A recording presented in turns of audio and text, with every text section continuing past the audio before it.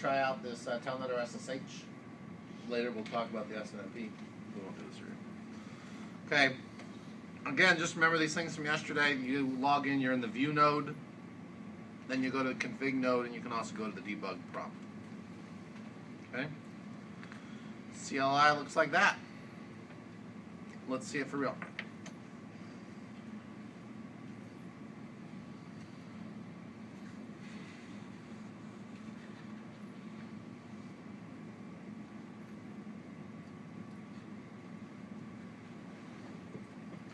Okay, so I logged in admin Trango. Obviously, I use these radios a lot. I change little settings in them, so they're not going to be exactly what you would get, but very similar to what you would get from the factory, okay, in terms of what it's already programmed for. So, first thing I can do is I can type the model command. I can check my model. Well, I'm lazy. I don't really like typing model, so let's just see what I could do. Oh, I could just do MO and hit tab. Also notice that when I did the M and I hit tab, it showed me what options I had. Okay, so I could do model or I could do MSE. I could shorten that. I could just type a few characters of it. Okay, I don't have to type the entire word. Okay. That and tab. Yep.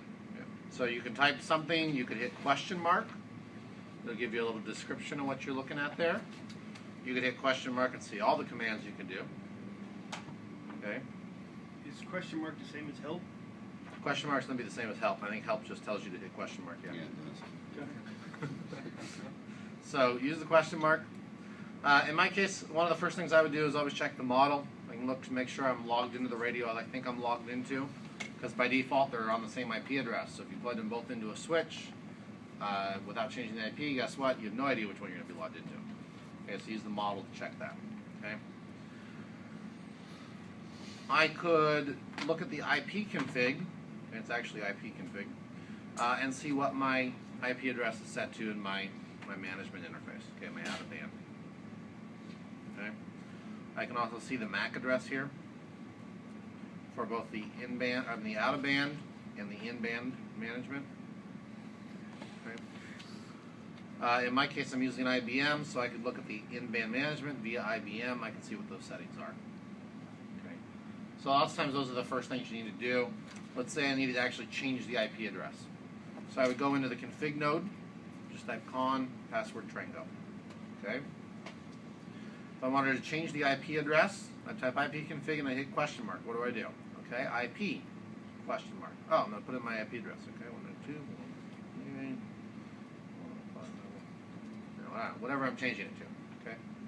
Question mark. Oh, that's where the subnet mask goes. Whatever the heck my subnet is. Oh, okay. Now I hit return. Okay. Likewise, if I wanted to change my subnet mask, I'd look at IP config question mark, or not subnet, but the gateway. Go gateway, and I could put in my necessary gateway there. You don't see the question marks that I'm typing, but put a question mark at the end that tells you what you can do. Now that I've changed my IP address, of course I would lose the access to it. I'd then switch over to my other radio, change the IP address in it, and then I can plug back into both of them and go from there. Okay. Now that I can talk to the radios, I've changed the IP addresses. What I'm going to want to do is get a link going. Okay, so out of the factory, my default op mode is off, so I would have to go op mode on. I'd have to do the same thing on both radios. Then I could do something like link test. Boom. I already happen to have a link. Okay. Let's say that I completely had defaulted this radio and it had no configuration in it. I would have to do ODU power on, because when I ran the model command, I would not have a model for my ODU model in serial. Okay, it would just be blank. Okay, but I would go ODU power on. It would take about 30, 60 seconds for it to come on. Then the first thing I would do is check the model to make sure that it actually detected it properly. That's the model I'm expecting it to be. Okay. You'll notice that we also show you the transmit frequency range here. Right? So when I go to type my frequency, which is just FREQ, and I go in here to put it in, let me see what I have. So 17740 is what I go to type in. If I was to type 19300, it's going to tell me that I have a problem with that. Eventually. Okay. So I get an error.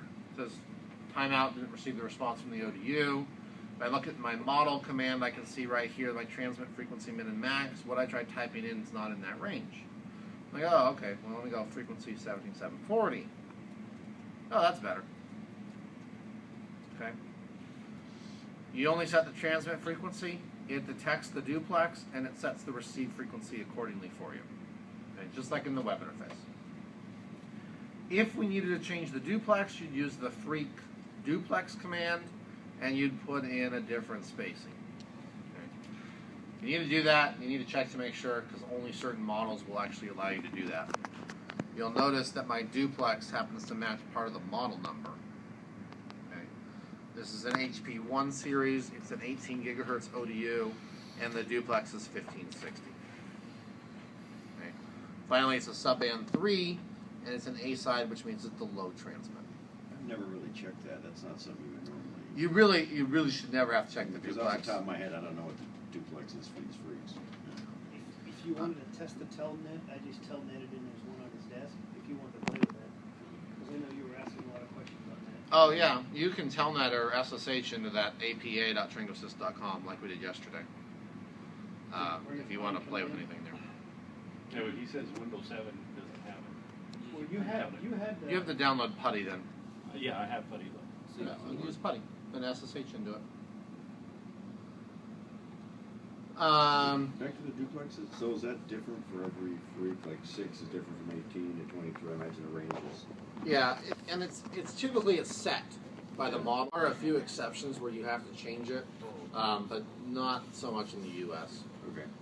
It's very rare. It'd only be if they come up with what they call a non-standard duplex, a non-standard frequency where, for whatever reason, they couldn't license anything normal, but the coordinator was able to figure out, well, if we did this and this,